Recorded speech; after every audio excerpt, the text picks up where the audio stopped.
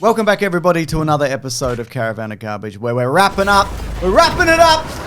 The Caesar Planet of the Apes trilogy. Let's wrap it up, folks. We're wrapping it up. We're wrapping it up. Wrap it up. Is going anywhere? Keep saying it a bunch of times. Whatever you're doing, pack it up. Yeah, that's right. That's right. If you're at work, pack it up. Pack it up, you're done. Go home. If you're home. at home, finish what you're doing. We've got a lot of stuff to say about this movie, so just wrap it up and pack it up, you know? That's what the apes have to do. That's what they have to do. They've got to wrap it up and pack it up because they've got to go. That's what this is all about, isn't it? Because the war for the Planet of the Apes is about to start. You better believe it. So leave a like at this video if you could. Now, in the lead up to this, there was a lot of questions about what is this universe, right? So while promoting Dawn of the Planet of the Apes, Andy Serkis was asked about the ALZ-113 drug and whether it affected other apes outside of the ape facility. Okay, sure. Because otherwise it's not a Planet of the Apes, it's a... What was that? It's a gated community of the apes. Yeah, exactly. Rich ape, poor ape, you know? Oh, wow. Somebody would release that book, wouldn't they? Almost certainly. So Matt Reeves and writer Mark Bombach took note of that, which led to the introduction of Bad Ape in this film and the hint towards other ape communities. And I tell you what, I love Bad Ape. Oh, Steve my Zahn. Steve God, Zahn. Steve Zahn, the best. Great addition, I think. Look, obviously, you know, the idea behind this is we want to show, you know, the apes have nuance. They're not just like stereotype characters. But I love that there's just one dumb guy who wears a vest. That's great. Because of his circumstances. That just happened ape. Oh my God, you're not wrong. Well, that just apened, he would say. You might say that. Just a really incredible character, that one. He could have been Jar Jar Binks, right? That's so true, yeah. But he's fun, he's sympathetic, he's real, he's Steve Zahn, all of these things. Love the inclusion. He tells you a bit about the world just by him existing in it. So he doesn't true. know sign language, you know? Why would he? Maybe learn, idiot. Yeah. What are you doing? Also, get some hair. Like your coat. It's good. Very nice. Yeah. Did anybody ask Andy Serkis if any other species were going to get affected by that? Oh. Because I'm wondering if maybe in the next movie, the next species that might get affected is horses. And the apes jump on and the horse is like, excuse me? We're sick of this, actually. Yeah, I mean, we'll just gallop to wherever you want, shall we? You want horses riding apes? I want standy-uppy horses. Yeah, that's That'd right. be incredible. With thumbs? Yeah. Yeah. How else are they going to play Nintendo? Yeah, they're not going to be able to play Nintendo otherwise. Just hooves and a thumb. That's right. Regular hooves and a big pink fleshy thumb. So anyway, war! We're dropped right into the human-ape war, which kicked off in the last movie. Again, a bit of world building that I like. The humans have adopted or kind of forced into servitude other primates. Yeah, let's not say adopted. Yeah. They've enslaved them. Yeah. Calling them donkeys because there's donkeys and there's Kongs. The Kongs Monkey are the was free right ones. there. Yeah, exactly. That's a typo. Yeah. I think that's a typo that's gotten out of hand. Seems like a typo. All that is good. I love it because obviously they are loyal to Cobra, inexplicably. Also, you saw that guy. He fell into a big explosion or a pit or whatever. He didn't win. But he's back in hallucination form. Well, they were originally going to bring him back entirely. That was a very early idea, like a returning villain. You even hear him breathing, I think, in the post-credits or whatever. So I was like, ooh. And maybe he is alive somewhere in the world. Well, not now, because they jumped 200 years in the future. So unless he found a Mark Wahlberg-style time travel spaceship, I don't think he's... It's from the other one, Mason. Okay, I thought you were going to say a Mark Wahlberg, he's born immortal, like that in that movie that nobody saw except us. Yeah. Mark Wahlberg's a Highlander, but it's legally distinct from Highlander. That's right, and then he fights a drone in virtual reality. Do you remember that? I haven't seen it. Okay, I've seen it. You saw it. Yeah. You're the one. I know. Wow. I'm keeping this industry going. Just like Connor McLeod, you are the one. Watch that terrible movie, probably. But yeah, they abandoned the idea pretty early on to bring Cobra back because they thought there's not really anything we could do better with him as a returning villain. It's just like, oh, okay, he's back again and he wants to continue his apesurrection. but they didn't do that, which I appreciate. I also like that the virus has adapted to render humans speechless and kind of diminish their capacity. That's a common thread with you. You like viruses, don't you? You love love it when a viruses. virus runs rampant across Yeah. the world. You're loving that. And I know a lot of things about viruses that other people don't know Yeah. because I've looked into it. Have you done your own research? You have to, Mason. Yeah, I bet. I'm not running around half-cocked like an ape's erection. That's right. Yeah, because I guess in the original movie, which is a different timeline, because this is a multiverse situation, and I here can't we wait go. till they all merge. I guess it'd be the original timeline, the Burton timeline, this timeline, and that terrible animated series that ran for a minute. Oh, yeah, right. Yeah, and maybe the TV show, is that... That's probably I think that's original timeline. Yeah. I'm sure the cartoon is as well. Yeah, so in the original timeline, I guess it's just assumed that the humans kind of devolved. Yes, sure, Like they were enslaved. They didn't have the opportunities they might have normally had. And then, you know, it went that way. But this, it's very clear that that's very much not the case. Correct. How do you feel about that, though? You think it's better or worse? Speed it up. Keep Speed it up, let's moving. go. Get to the bit where the... Wrap it up. Wrap it up. Speed it up. Speed it up and wrap it up. We got to get in the next one. The astronauts got to come back in the spaceship, and they're like, holy heck. I'm Mark Wahlberg. Oh, I don't want that. I'm Mark Wahlberg. Oh, come on. Wrap it up, pray it up. Stay prayed up. Stay prayed up. This might be Caesar's best performance or appearance. I don't know. I mean, you know what? That's probably not true. He's just different in every movie. He looks different. He's more grizzled in this. Sure. More terrible things have befalled him, courtesy of Woody Harrelson. That's right. Yeah. Dead kid, dead wife. That's right. Well, so does Woody Harrelson, you know? Well, he probably wasn't married. You can tell. What does that mean? You can tell. Okay. Didn't he have a kid, though? Yeah, but, you know, you can tell. Oh, well, judgment on the Planet of the Apes over here. Well, you're a big fan of his work, are you? Yep. Though, to be fair, he is right. He had a fear of apes taking over everything and humans dying out and becoming illiterate.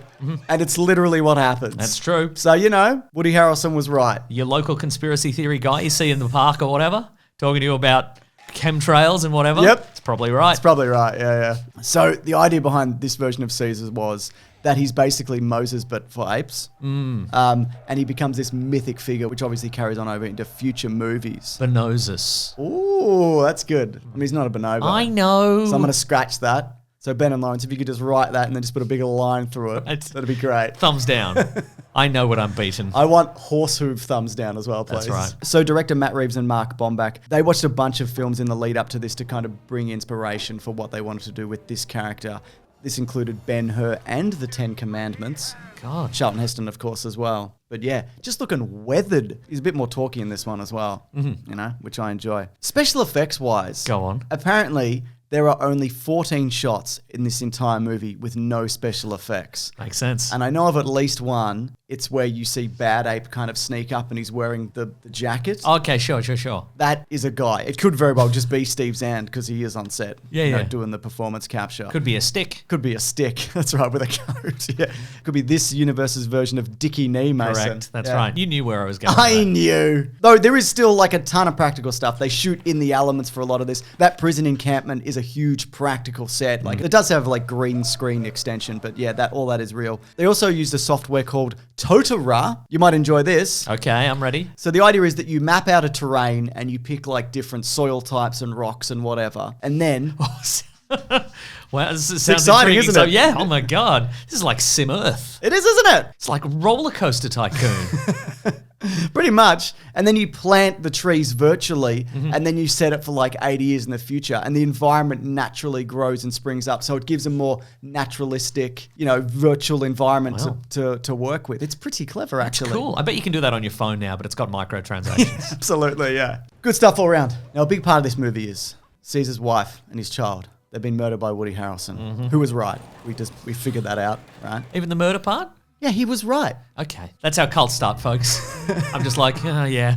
Can't be bothered arguing. Yeah, okay. that's all right, I guess. Yep. So they all get put in an ape prison, an ape working camp, because Woody Harrelson, he's gone rogue from the American government, if you can believe it, which is right, because he was right. Hey, this is your belief system. I'm staying out of this. I'm just trying to figure out the rules to the universe and what is right and what is not, okay? all right. I think that's completely reasonable. I'm doing my own research live. All right. So they all get captured, and a big part of this movie is that the other opposing force is coming to destroy Woody Harrelson because he's gone mad, he's gone rogue. Apocalypse Now style. Yeah, well, that was another inspiration for this movie. And they're using the apes to kind of fortify the structure, so for when this happens, right? So I would have just used the apes. yeah, maybe. Just get them to stand on the wall. You got enough of them. Yeah, that's true. Yeah. So as a result of that, Caesar gets captured, and then they have to perform. You're gonna love this. A grape escape, I love that. because you can use ape in both of those words. Also an inspiration for this movie. And finally, I'll tell you what, Mason, we get some poo flinging. Finally. God, 3 movies. That's what we've always Of wanted. no poo flinging. I'll admit, initially I'm like, oh, I love, what I was waiting for in this series was the ape on a horse firing a machine gun. But now I've seen that. I'm like, Yeah. well, actually what I really wanted was ape flinging poo. That's their move. Exactly. That's their signature move. The thing that they love to do. How's about this though? So obviously Woody Harrelson he gets the ape disease or whatever, and he loses the ability to talk. Mm-hmm. Is it mercy that Caesar did not shoot him? Like, did he learn something about revenge and how you shouldn't revenge, or was he just like, no, this is better actually. This is better than this is played out in a way that I love. I see. So I don't need to shoot this guy. That's a great question, James. Because would that have been cathartic for him? I think ultimately we think this is a power struggle between, the humans and the newly evolved apes, and who's going to become the dominant species on Earth. But I think in Caesar's case, it was just like a battle over who could talk the best, maybe? Is that Sure, okay. And he's like, who's going to win at karaoke tonight? It's going to be me. And then Caesar kills everybody with a big avalanche, which is good. I've thought about it, and that's good, I think, because, I've been doing my own research live, as you know. Yep. And killing 1,000 people with an avalanche, even if it's by accident, that's probably good, actually. Would you say it's pretty cool? Yeah, it's pretty cool. It's also good if you're looking to set up a Planet of the Apes. For sure, I wouldn't say this is like the biggest step, but it's a step in getting Yeah. you to a Planet of the Apes. Getting rid of most of the humans. Yeah, and finally getting to the movie Planet of the Apes, the inevitable conclusion to this saga.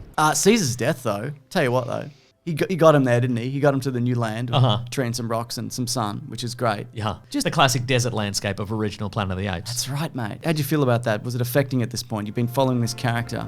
You've been wrapped up in all the emotions he's been doing at you through the screen. Yeah, it was nice. And Maurice gets a little moment. And I think we should shout out Karen Konoval, who's played Maurice throughout this entire thing. Right. Which, I think is important because Maurice is the only character other than Caesar who survived. That we remember. No others. There's anonymous guys in the No, back. of the three movies, those two definitively Yeah. are the ones that survived. Well, one of them. That's true. The other one got hit by an arrow. And also he has the, he's made it all the way to the end, and he has the disadvantage of the fact that he looks like he's been hit in the face with a shovel. Cartoon style. That's all right. I mean, we don't know. There could be other apes, like you mentioned, that did survive. I mean, maybe the ape from the Souvlaki Hut commercial made it all the way through. I think we'd noticed an ape rendered like that in these movies, though, I think don't so you think? too, yeah. Yeah. I think we'd figure that out pretty quickly. The Yogo gorilla. You'd see him in mostly claymation. Yeah. You'd see him. We'd figure that out. Yeah. Anyways, do you know what it's time for? What's the time for? It's time for War for the Trivia Ape Attack. Oh, no. Oh, no. Yeah, man. On May 2015, the title for this film was first given as War of the Planet of the Apes, before being retitled to what it is. War for the Planet of the Apes. Yeah, man. Okay. They were going to go with Revenge of the Jedi, Planet of the Apes. I get you. But they couldn't, There's actually no Jedi in this doesn't- movie or any of the previous movies. doesn't make any sense. No, it doesn't at all. What were they No, thinking? it's crazy. Yeah. The bridge over the River Kwai from 1957, which sort of also served as an inspiration for this movie, is another Pierre Boulez. Boulez. He's the French guy. He wrote that book, and he wrote the original Planet of the Apes. Oh, right. Yeah. Anyway, here's the proper Google translation of that name. Here it is. Pierre Boulle. I nailed it, didn't I? They're the Nailed same. that. Here's a theory that some have. Now, Maurice would have taken on the role of ruler of the Ape Kingdom, right? Okay, Or at sure. least his little, organization that Yeah, he's got going on. yeah. So that actually plays into the future of the franchise when we get there. That the political power are mostly, I think, orangutans. The shovel-faced guys. Yeah, so it started here. He kicked it off. I think that's interesting. That's an accident. Could be an accident. I think it's an interesting accident regardless. The big tanker explosion. You know that big explosion? Nah. Yeah, it was good. Apparently that was it was really big, and it was felt in Vancouver, which was far away from this. And, Okay. And people were like, "What was that?" But it was on the news. They were like, "There was a big explosion from a movie." So That's crazy. But that was a pretty big explosion. That was a good Is one. it as big as that explosion in that James Bond movie that time? No, but that one was. Then yawn. Yeah, but that one was more. Yawn. That one was more boring because they just went in the movie. They went, "Oh yeah," but see, he's run. He's got grenades. It's all he get hit with an arrow. Is an James avalanche? Bond could have some grenades. He couldn't have some grenades. He's outrun an avalanche. Yeah, but he does while it- drinking a gin martini. He does it in a boring Vodka way. martini. He does it in a boring way, Mason. Oh, wow. And this is incredible. Did you know this? The character of Nova is a direct reference to Nova 100, the commercial Australian FM radio station. I did not know that, but that makes perfect sense because Yeah. it's the same word. I mean, what else would it be? Yeah. That's the only explanation. And that's true. Box office for this on a budget of $150 million. It made $490 million, which is actually down on the previous one, which made $710 million. wow. This is good. It did very well. Mhm, yeah. And also did better than the first one.